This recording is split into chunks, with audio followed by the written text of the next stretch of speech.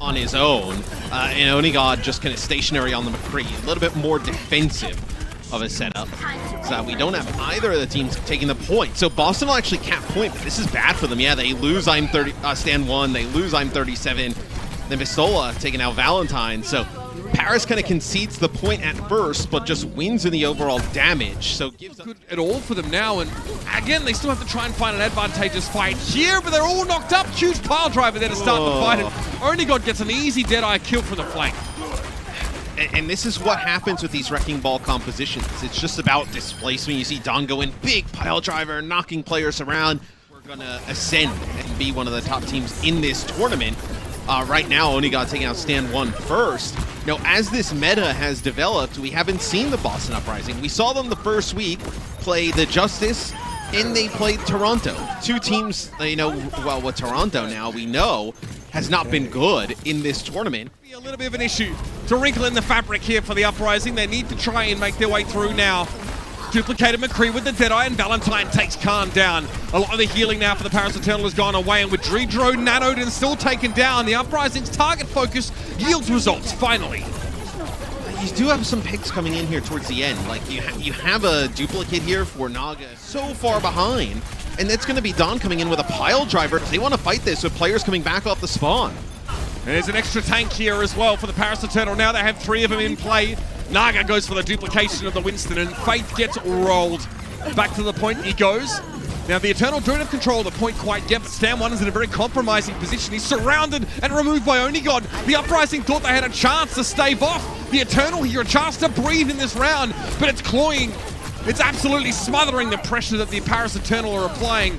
Hold up. And that'll be Boston with a composition that's completely reasonable, makes ton of sense. Everyone's playing it right now. The Eternal come up with something a little bit different. Boston Uprising, the sound barrier barely keeps them in the fight, barely keeps them stalling things out. And that overtime won't be long. Gabush is going to be desuited here, and this is a funky team composition map from the Paris Eternal, but it completely punishes the quote-unquote standard setup for Boston. Just dragging out a fight. The Uprising definitely have an expiration timer when they make these engagements. That's a turret down for Valentine, and yes, the Uprising have no choice. They have to go forward all the time. They need to first get through the Immortality Field. They do well to section Dredro off there. He can't get back through the doorway to the rest of his team. There's the Immortality Field now drawn out, but with 5 players to work with, the Eternal can't use that Immortality to clap back at it at all. So these are the reasons that this composition that Boston's running has kind of won out over some of the other things that we've seen run. They're just trying to find one player a little bit far out of position. Okay, so that is going to be Molten Core. They disengage. The Uprising need to back away. Almost caught something else there. Self-destruct. Oh, it gets Naga. That's exactly what you're looking for. Now that Death Blossom doesn't have to be overly gainful, I'm37 can just dip out of that Gravitic Flux. And that's another one fight for the Uprising now. They will invest further. They go for the Coalescence here. Myunbong feels like he needs to dig a little bit deeper for whatever reason. The Uprising in our one fight territory. In the composition for Boston, you mentioned it kind of plays a little bit more like Dotgun. You're just kind of ramming into the other team. And then just the echo damage is so massive. You see an Immortality field here that Valentine's able to put down. Help the team as they give up the point. They're going to try and push forward, get these kills, then double back for the point.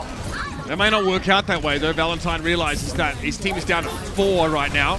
Okay, Myunbong, another Coalescence. He gets him every single fight. Incredibly efficient healing coming out here. And remember, if you're on the back foot in a fight, you're probably charging Coalescence faster because you're going to do more healing. Biotic Orb deployed. The Uprising retake, that's not supposed to happen for the Eternal, but they're playing a less mobile comp. They have to stick together. And so in defeat, Coalescence comes in for both teams. As you see how brawly and just long these fights can go. Just so much sustain. With the Moira, the Reaper, even Echo, right? Being able to kind of fly in the sky with no hit scan on the other side. Right. The fight. Duplicate. Valentine's a Diva now. It's going to be another one as well. Naga going to follow suit and copy the Diva. Self-destruct here from Valentine thrown up. He's going to chase down these players. Onigod almost falls there to a remake. I think he has to TP away, but Myunbong catches him with the Coalescence mat. Khan's going to go for one of his own now, but they're going to be down a player again. It's the Eternal playing without Onigod. Less than ideal to say the very least. And with Naga out of the picture now, we're just in cleanup. And we've seen Naga have really good performances on the Echo, but Valentine really dominating the Echo matchup thus far.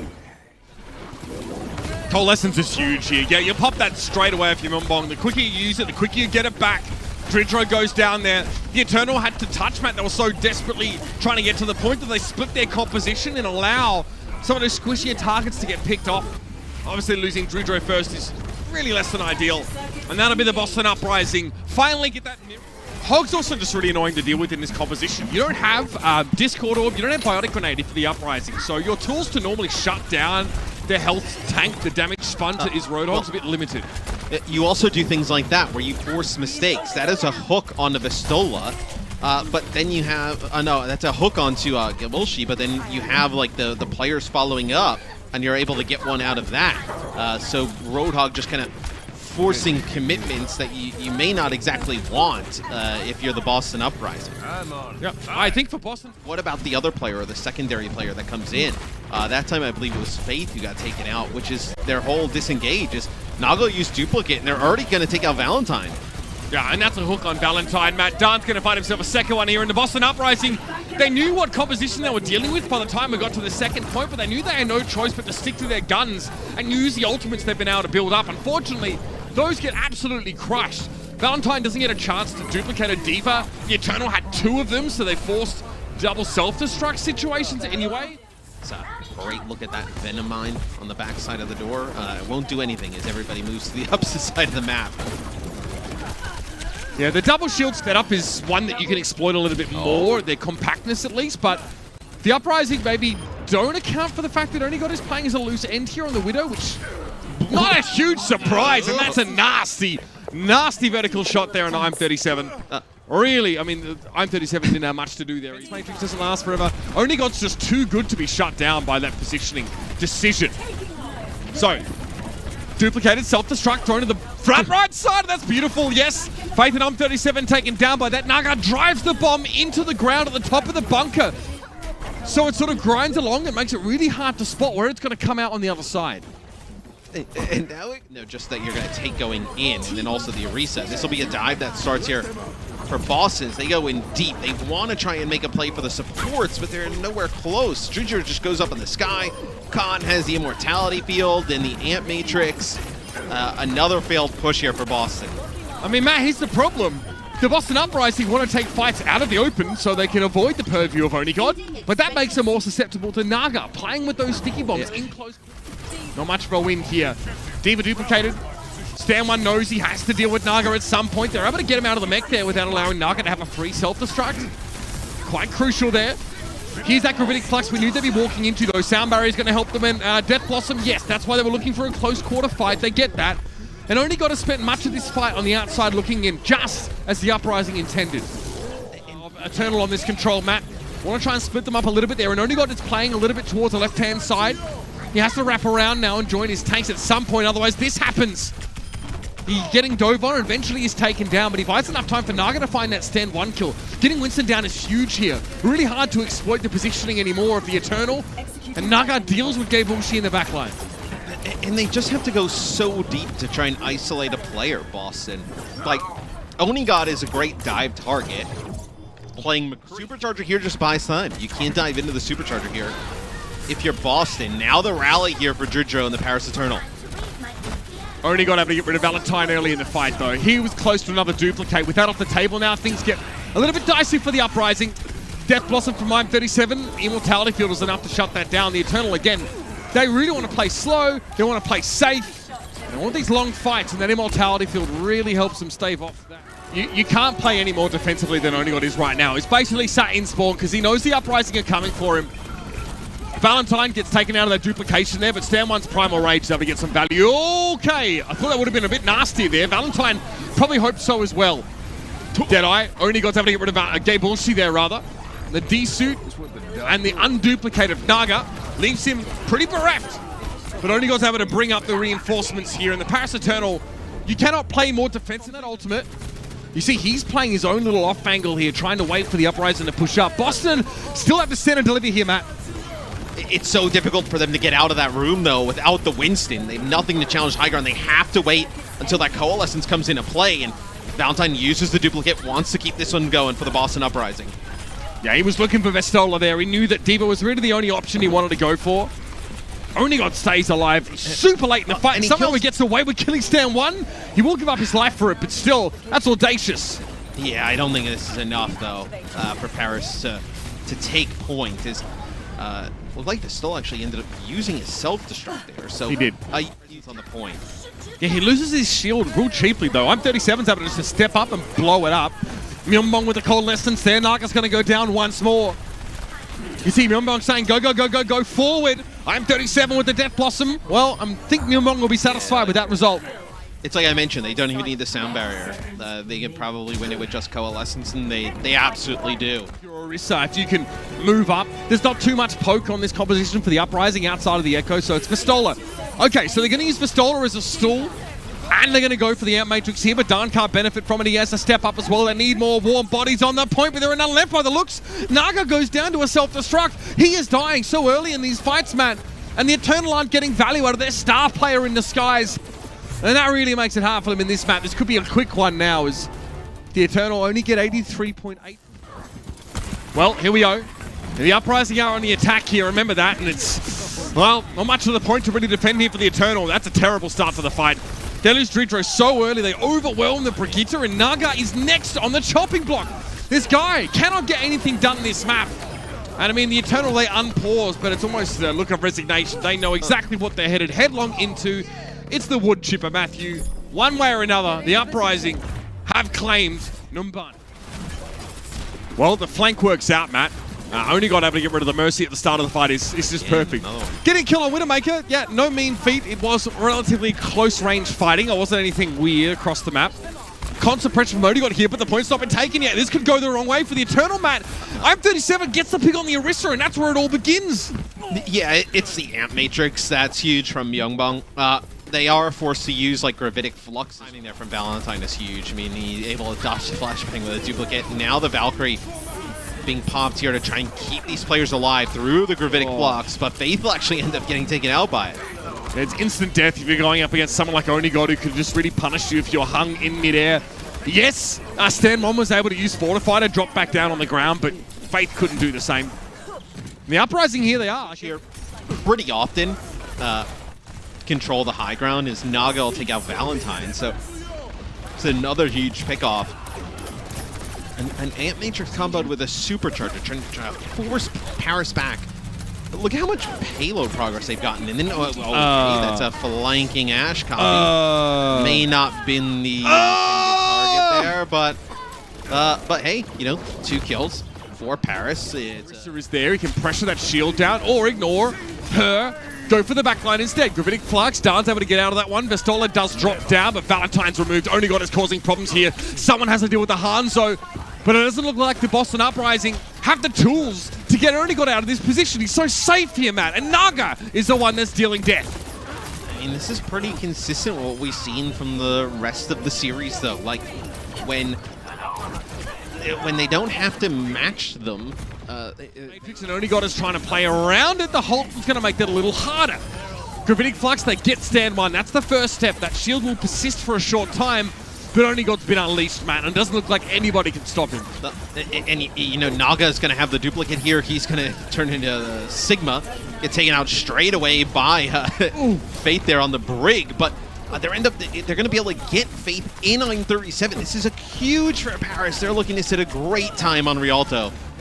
Myeonbong now can't really peek out. Stan 1 has to step up and try and make it happen. He instantly fortifies. Immortality Field provided. His shield's also there. Good time buying for Stan 1. But eventually, he does fall. That'll be the pile driver here to secure Valentine. Won't be able to touch at all. And this is a great time for Paris, Matt. Mind you, this is Paris with a favorite. Want to lose full stop. You mentioned the Gladiators, a formidable opponent in the June Joust, awaits them. But that's a good start. Vestola eventually gets run down, just a little disconnected from the rest of his team. And Valentine's in, again, this little flanking position. A punish, punish, punish. Dan steps up, though. Onigod's able to find one here. Dridro second. Yeah, and this is where Paris wants to fight. With the Brig and the Batiste and the McCree. No resurrect possible. And an easy pick off on a main support. You'll have to see that. Into the back line. That is a duplicated Sigma for Naga. This is odd. Yeah. I thought Paris, they probably think without a speed boost, they're going to be a little bit slow to push forward. They run right past us, though. I would have liked to see if Paris would have taken the high ground there and potentially tried to use some of those. Punk's getting slapped around by Dridro that whole time. I think he was the only player caught inside the Gravitic Flux. And yeah, I mean, that duplication selection maybe not ideal from Naga. He's been a little bit more chaotic in his selections, as we saw in Ash picked as well. Onigod has an uncharacteristic miss on an unshielded Orisa, and he's forced to give up that ground. Still, swings and roundabouts, I guess, as the Uprising lose Punk, and they look really reluctant to push past that corner, and that's Infrasight in play now for Oni. I mean, this is what they could have done on point A. You know, at the beginning, they could have just like they let the cart wrap around and they take the high ground, yeah, and then they just come down and fight, right? I think they just got a little bit too aggressive. Maybe thought they could catch a player. That's about as much pressure as Onigod's going to suffer in this position. A little bit of a visit from Valentine, but Onigod returns the favor. It's traded out, though. I'm37's able to find that from extremely long range. Not an easy shot to hit under any circumstances, and unfortunately, it does nothing for the Uprising, mate. They're still in dire straits. Yeah, so if you're Boston, what do? You're going to have... At best, it maybe drives a wedge between Onigod and the rest of the Eternal. I don't know really the purpose of that. Still, Dridro goes down. You can see that Valentine's finally able to get some purchase. But again, it's always comes at a cost. Onigod again picks off Myunbong. So there's only the Brig healing. Right now, a rally is going to be enough, but eventually it's going to take more than the Brigida's healing to keep them alive. That time is now. So the picks from Onigod, I was really questioning the Widow pick, but being able to control that bridge, getting Myunbong a few times, it's huge. Still, the one kill not really enough to put the Uprising back on the point. But again, that aggression, that defense matrix use is great on Um37. Keeps the Reaper alive, but it only lasts so long. Resuit there takes Vistola down to about 200 HP, but he's fine. Myunbong has already fallen. And yeah, this comp for the Eternal looks really good. It's like a mishmash of different looks. So that time Stand 1 actually went in and... That's definitely a key target to remove now, and Coalescence is getting a lot of value, but it took quite some time for it to really start to find its mark. I'm37 has no need now to spend ultimates. Or does he? Naga takes him by surprise, I think. If Vistola had the extra damage. The Uprising realize this fight's not done. This is starting to look like deja vu with the first round. Self-destruct's going to be there for Vistola, who's going to be able to get back in the mech. Valentine, though, may not be able to build his bomb. He does.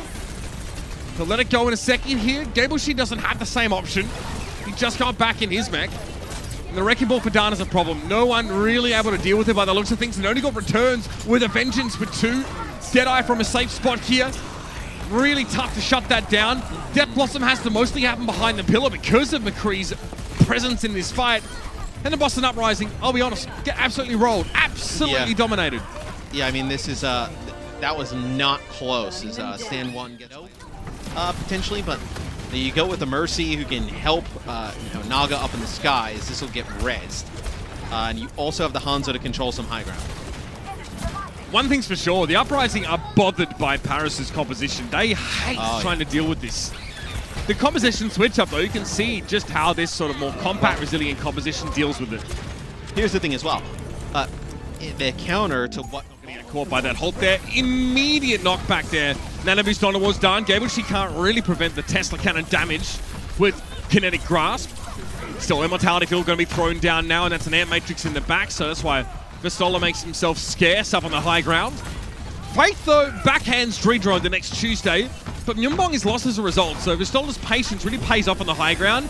They get that resurrect. Gable, she quickly trying to get back in position, and Faith is punished for that res. But Naga's going to take out Valentine. He's got a duplicate. You still have Vistola here up on the high ground. And that'll be a duplicate onto the Sigma. So you get another tank in the mix. You could be able to turn this if you're Paris. Gravitic Flux. Okay, catches Khan, who could probably just nade himself or get healed up by Dridro pretty easily. So this is the Eternal that moved back onto the point now. Naga with the duplicate on the Anna. So you're going to have a Nano here. Beautiful Biotic Grenade as well. That's going to be 4 players getting hit with that. He almost didn't even need the Nano. The Biotic Grenade so good from Khan on the way in. And it's so easy for Dan to pick those kills off and get himself primal rate for the next fight. The Eternal start slow in this round. Plays McCree. This will be a Bongo that goes down. Ant Matrix as well. Okay, Vistola down. So you see they're done trying to get rid of the supercharger. He does, but there's just too much damage amplification on the side of the Uprising. And Dan drops in Primal Rage, no less. There is a lot of damage here for Boston. It's a very anti-dive composition. Self-destruct there just in time. Naga's able to skip away, but the rest of the Uprising will accost him and remove him. They get another like 10% out of that though. Stalling at the end. Myunbong, okay, just in the nick of time. Great whip shot there. Sends Dan skyward. Buys plenty of time for the rally to top Myunbong back up. He had to use an immortality field early in the fight though, so that cooldown's still about 16 seconds away. Gabushi desuited. This is the time for the Deadeye for Um37. Apparently Khan goes down. Oh, I don't like Naga's position here. The McCree is looking straight at him, but the Uprising even things up. They swat to a composition that looked for them pretty bad on Rialto. On the way in, Stand One gets chunked down really fast. A lot of the players on Boston do. So they need to follow it up. Can they disengage in time? Looks like they can. The Uprising still had Lucio here, but they probably use Amp Speed Boost to start that fight. So the presence of the Amp Matrix here is really awkward. Fortunately, Valentine can work around it, go over it, whichever you need. And it's the Coalescence that start the fight for the Boston Uprising. Paris are trying to... I mean, they're not playing Echo. This feels like they want to be defensive with the McCree, but also aggressive with the Reaper. But hold on, you can come back here now, as that'll be a duplicate that comes out from Valentine, just trying to put an extra tango on the field. As Volchi gets hit with a Deadeye. Nice dodge, flashbang there by I'm37. He takes out Onigod, but the point's going to be flipped back to Paris. Naga, though, trying to put his best funky foot forward with the Death Blossom. Nothing there, though. It's going to be a defense matrix to shut down most of that from Gabushi. Myunbong able to get rid of Khan here, so no immortality field would be available after the cooldown, and Um37 knows that Death Blossom can make a big impact, but they're not ready for the Deadeye! Again, the defensive play from Paris Eternal. I'm37 has to wait here before he can even touch the point. This could be disastrous for Boston, man. That could have ended it. I mean, how many Deadeye kills is Onigod going to get here? As a Wrecking Ball comes out here from Dawn, as they want to keep stalling this out and keep this going, maybe get it into OT. That'll be Khan using the Amp Matrix, as Paris wants to win it here. Someone has Primal, though. We can really shut down the ability for the Eternal to get value out of this amplification matrix, and that's what he's doing. Getting on the safe side of that ultimate, knocking people away from it. A little bit of an overcommitment, perhaps, from the Eternal, but you can see what they're trying to do. They're trying to win right here and now. Ball for the other. Dridro looking for potential environmental kills, but no, nothing there. And the Eternal have to disengage. The fact that they build Cole is so big there, Matt. And now it's 64%. The Uprising should still be safe here. They still need to respect Onigod. Primal should hopefully make this a little bit safer for them, but it's all going wrong again! Oh, Stan One has no idea what happened in his backline, Matt. It's all gone wrong for Boston. It's an Amp Matrix from Khan. That's what happens. And Stand One pushes on through. The Amp Matrix is good enough to start picking players off. Can anyone even make it back for the Boston Uprising? It looks like I'm37 might be able to get a touch. Now you have Valentine jumping on. The McCree for Onigod has been so huge this series and a huge point of difference in this map. Oh, the walls come down at the wrong time and somehow no one from the Uprising gets caught. It looks like Lady Luck smiles on the Paris Eternal today for more than one reason. But that is beautifully executed stuff there from Paris. Their composition it's weird, but it works well, and the Uprising have no responses to it. Man, that McCree looks so good. And it's such a huge win for the Paris Eternal. It is also a big squandered opportunity.